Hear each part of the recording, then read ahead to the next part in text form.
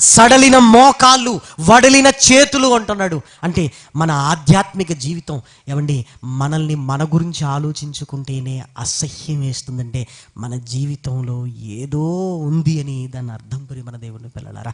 ఎంతకాలం ఆ బంధింపబడిన స్థితిలో నేను ఉంటావు?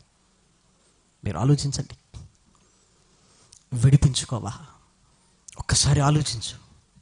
ఆయన ఇప్పటికీ ఇక కన్ను మూస్తే పాతాళ లోకానికి పడిపోతాం అనగా కూడా ఆయన ఏం చేస్తున్నాడంటే నేను విడిపిస్తాను అంటున్నాడు. ప్రేమను వారలారా, ఎంతకంటే ఏం కావాలి చెప్పండి ప్రేమను వారలారా. ఏ డాక్టర్ అయినా మనం చనిపోయిన తర్వాత నేనేం చేయలేను, తీసుకెళ్ళండి అంటాడు ప్రేమను వారలారా.